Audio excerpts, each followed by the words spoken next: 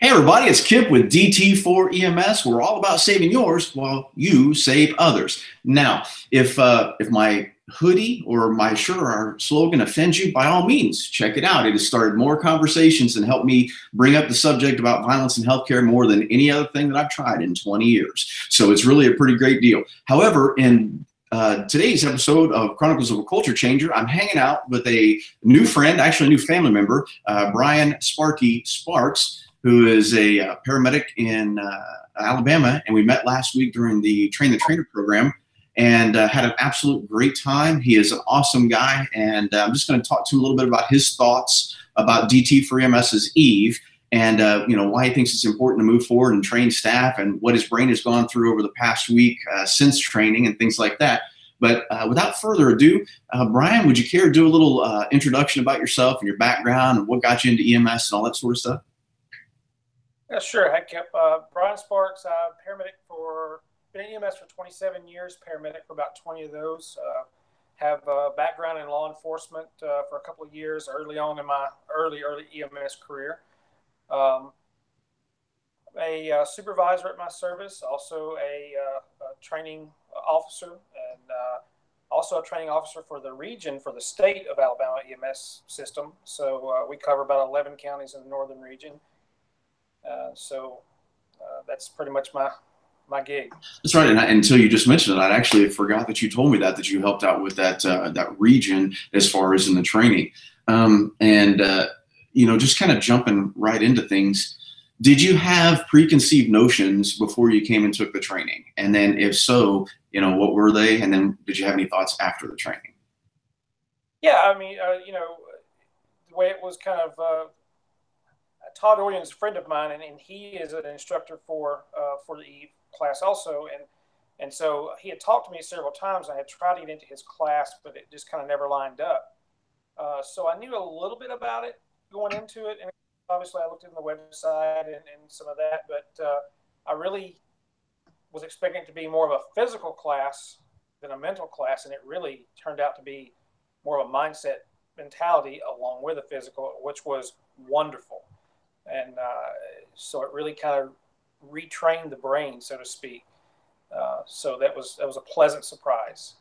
And if so now that you've had it, and because of course you got prior law enforcement training, and now that you've had this type of stuff, plus you're over 20 years in EMS and looking at it as a supervisor, not only as a supervisor but even as a frontline person, because you still run calls, don't you?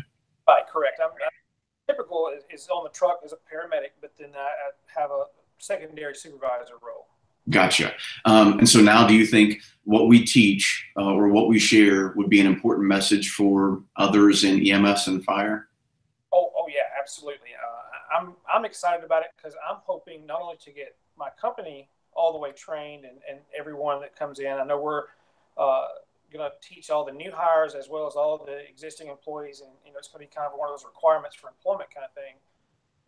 I'm hoping to roll it out to the region and maybe even get it rolling into the whole state, because something we need this in EMS, and it literally is probably the biggest game changer that I've seen in 27 years in EMS.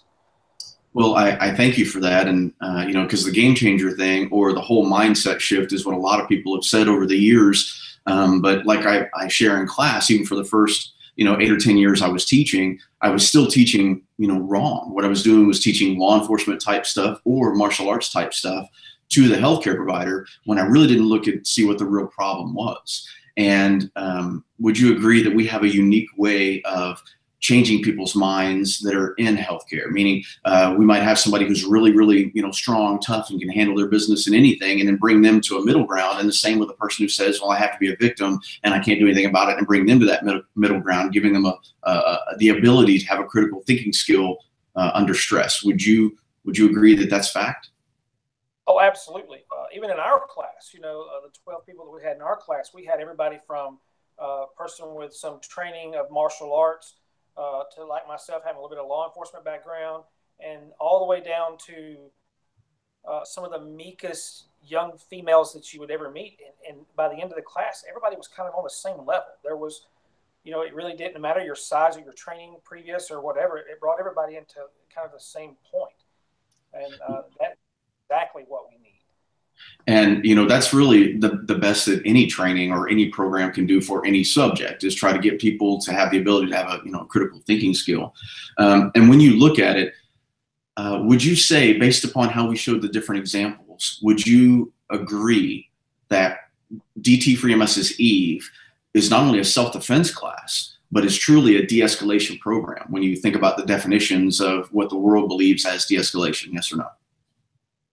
Well, that's kind of a crazy wordplay, because it is a de-escalation, but it's not really a de-escalation of the patient or the aggressor. It's a de-escalation of us, because our actions are causing some of the escalating problems that lead into an assault situation. So, you know, and I'm as guilty as anybody. And I realized in that class that I've been teaching people wrong for years, you know, and it's no fault of my own. I was taught wrong to start with, you know, even way back when. This has been our culture from the start of EMS, because no one told us what to do.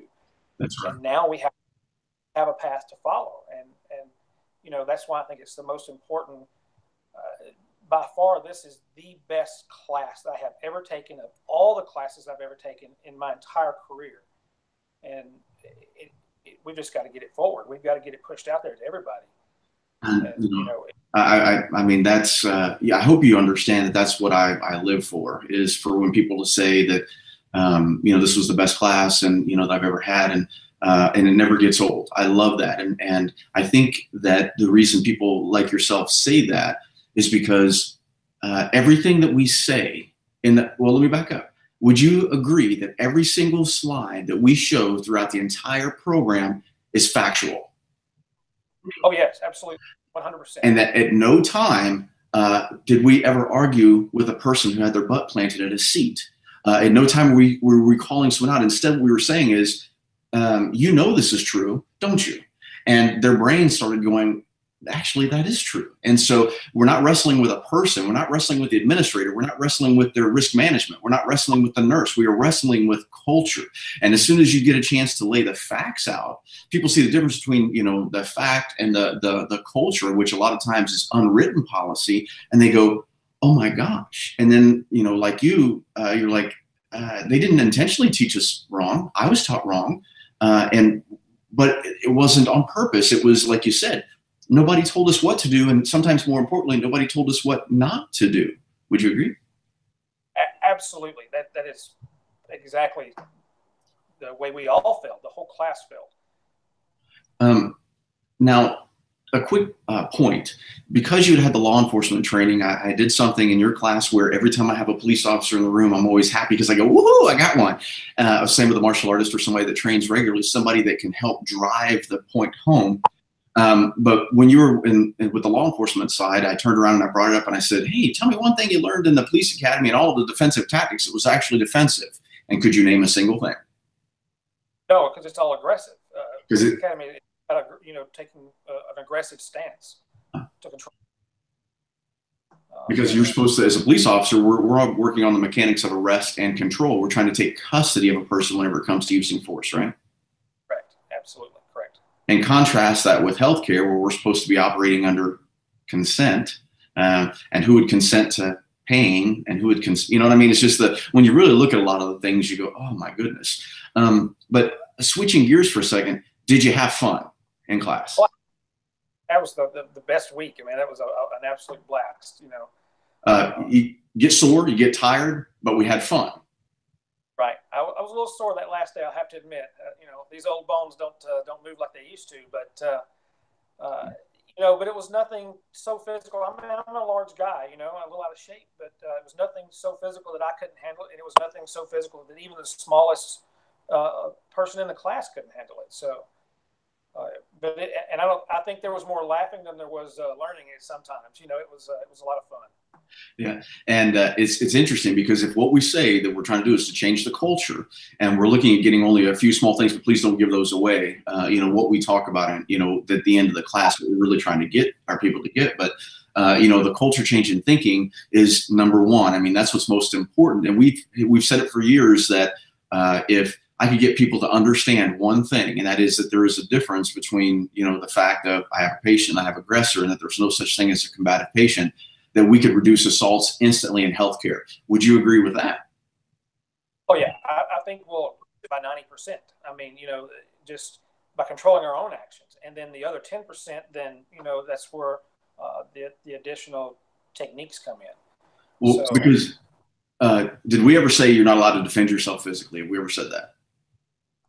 Oh no, absolutely. I mean, by all means, you have to defend yourself when you get put in that situation. The trick is not getting there. Right.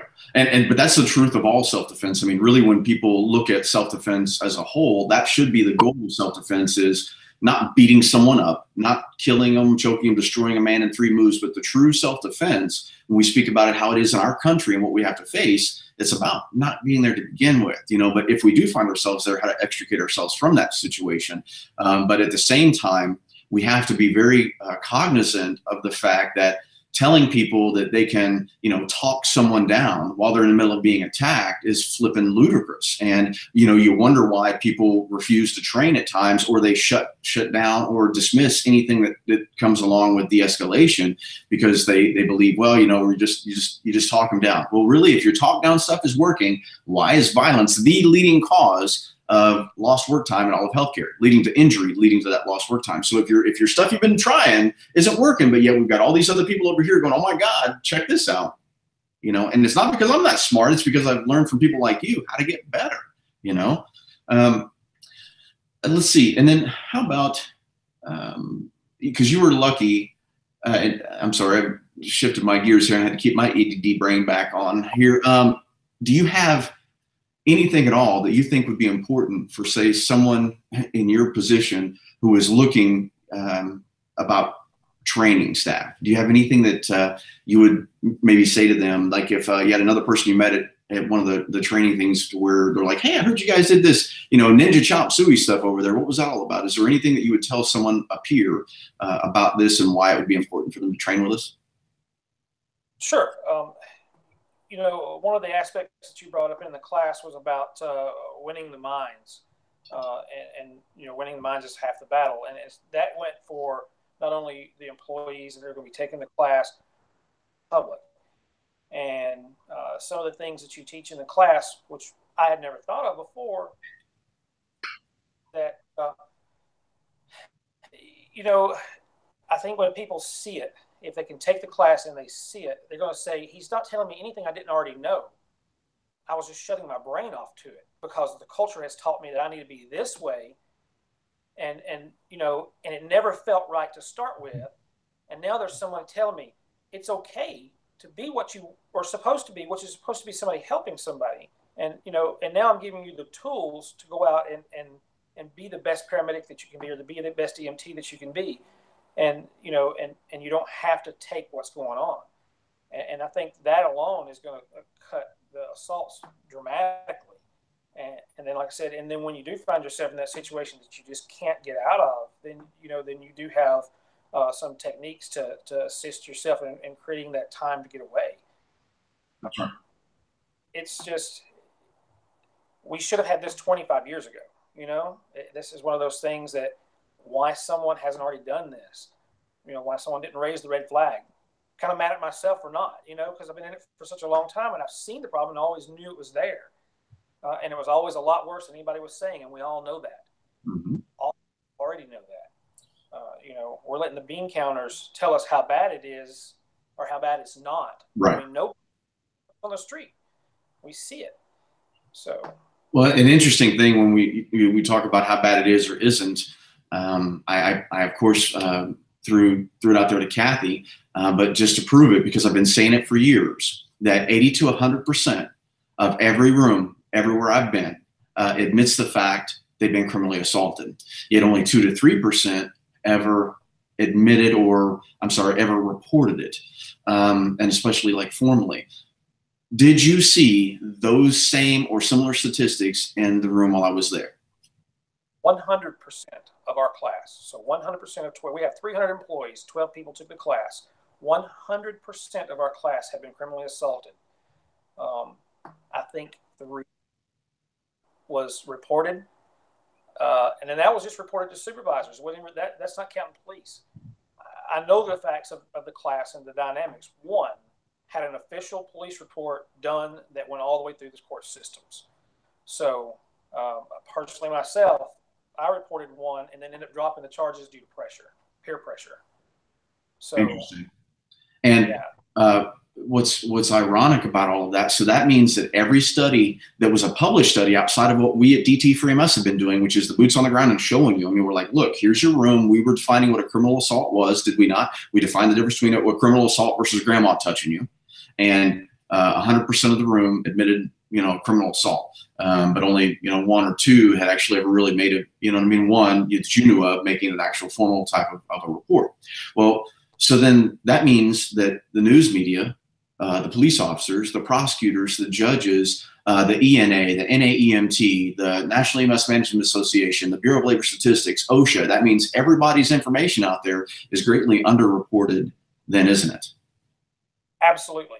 I mean, absolutely. If you take their numbers and times that by about 10, that's probably correct along that line.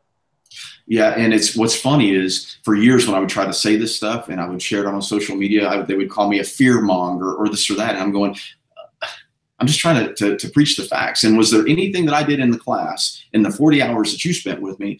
Was there anything about fear mongering? Oh, no. Right, the opposite, matter of fact. It was totally the opposite. There was no fear mongering. It was simply presenting, hey, I'm not telling you anything that you don't already know. Here it is. I'm going to show you some facts, some statistics. If you don't believe me, search them yourself, and then you make up your own mind. Are these correct or are they not correct? This class, what you can see. And, it was absolutely spot on. There was no fear mongering at all. Well, I truly appreciate that because, it's like I said, now that you know me and you see what the message of the program is, now you can really see what my battle has been because now already you understand it because you had some other stuff go on beforehand about how I've said, that what happens after a criminal assault is often worse than the assault itself. And we don't have to get into any of that right here today. I'm just trying to prove a point that the things that I've been trying to say for so long that we've been sharing everywhere get shut down because I'm not a keyboard warrior. I won't argue with someone or I won't get into it. You know what I mean? It's some sort of a heated debate where I just try to go, well, here's the facts. But because I have a limited budget, I'm a regular guy who can no longer work, my paramedic or police jobs. I focus on this all the time to try to help others and try to raise awareness because we aren't fixing it in our lifetime or our career time. We're going to fix it for those that follow. Yeah. Absolutely correct. And where I'm at my point in my career, I know that, I'm getting closer to the end of my career versus the beginning. And so everything that I do now is about trying to leave that legacy for the next generation. And I think we all have to get that mindset. Instead of eating our young like we have always done in EMS, we need to bring them up and leave them something that they can go home with. This is that something. Well, real quickly, because I haven't gotten to any of those yet, but did we not have a few people in the class that had trained in some other stuff, not martial arts wise, but stuff that they'd either call de-escalation or workplace violence, self-defense or that other? Did we have a few people that agreed they had some previous type training, whether it be in hospital or pre-hospital? Yes, we did, I think. And when we would ask them about, was this different than theirs, was their reaction kind of like, oh, yeah, you know what I mean? The difference, did you see those on the faces of anybody when we talked about that? Oh yeah. It was almost like they were ticked that the other class wasn't this, it didn't give them anything that they could use. And this, they felt, for lack of a better word, empowered now because they had something that made sense and actually use.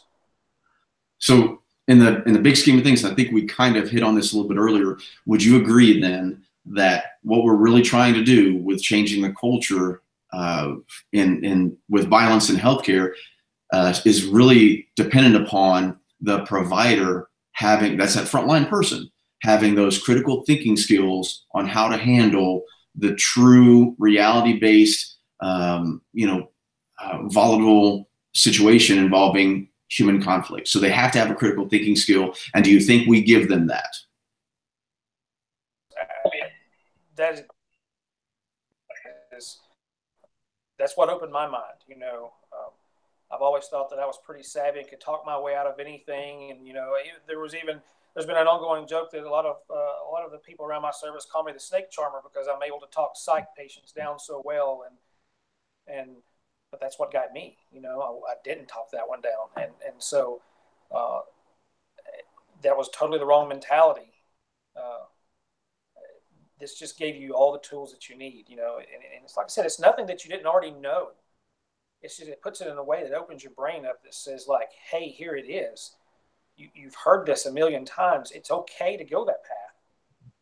And, you know, and that was the driving point. Yeah, and it's always awesome because, like I said, I've gotten better now. For years, I was embarrassed to ask anybody to, you know, hey man, would you mind, you know, writing this up, what you've told me to your face or to my face, or would you care to go on video with it or what have you? I've gotten better about that because I think that, you know, we become more like family, especially those that are going to be trainers, you know, because we're changing a culture together. I certainly have done none of this alone. I mean, this has been, people have helped me every flipping step of the way, and they continue to help me, just like you are now, or like you're going to help continue to move the message forward.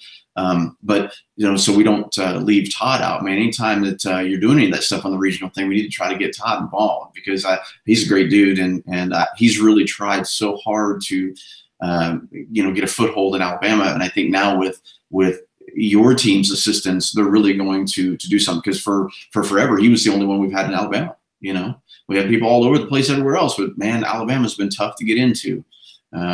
But before we get done, is there anything at all that you'd like to add? Anything that you think some people should know about the program?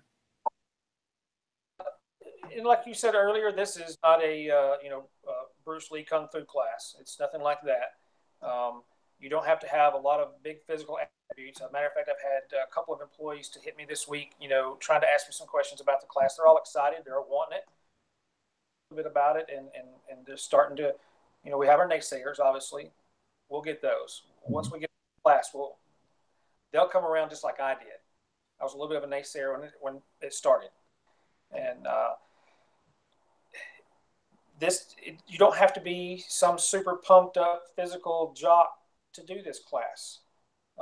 You don't have to have the best social skills in the world to do this class, but it gives you enough of both of those that can get your butt out of the jam, you know, and it gives you enough common sense to not get in it to start with, maneuver or tactics, but you know, you'll be surprised at the inner strength versus you know, even your outer strength to get yourself out of that. And it's the best thing that I've ever been involved in, and I'm hoping to push it forward to our whole state before it's over with. Well, and I'm definitely honored and humbled that you are. And you know, your group was a lot of fun. We had the perfect mix, meaning we had people, and we kind of hit it up in the beginning from, you know, little bitty tiny gals to great big guys, you know, and some with you know, obvious skill level, you know, that can handle their business just because they were born and bred to be, you know, tough. And those kind of people turn around and going, oh my gosh, you know what, maybe this might be a time when I shouldn't put a knot on somebody's head. So that's a win for us. I mean, that's a win for the agency. That's a win for everyone in EMS, because every time we wear that uniform, every time we respond somewhere in an ambulance or a fire truck, people only see the whole. They don't see just one person. They see the whole. It's like if one police officer does it, well, that must mean all cops are doing it. You know what I mean? If one Catholic priest did it, then all Catholic priests are doing whatever it is. You know what I mean? So, well, listen, man, I really do appreciate it. I thank you so much. I can't wait to assist you as we go forward. And, you know, obviously, welcome to the family. And but without anything else on that, guys, I've been thanking you for watching all these Chronicles of a Culture Changer and these hangout interviews and that sort of stuff. Hopefully people will take the time and to, you know, go through these and see that we have all different kinds of folks from all different types of backgrounds that are all in healthcare in one form or fashion now, all saying the same thing about EVE. And these are your people taking the classes. These are the management, the risk managers, and so on and so forth. But like I said at the start, if this is offending you or it makes you laugh, please make sure you understand what it means, you know, because it has started more safety conversations and, you know, culture changing conversations with folks around the country than than anything else I've ever tried. But Sparky, I thank you for your time. Don't hang up yet. I'm going to take us off of the live portion, and then we'll visit again for a minute. But thank you all for watching, and keep on saving yours while you save others, because that's what we're all about here at DT4EMS. We'll see you soon.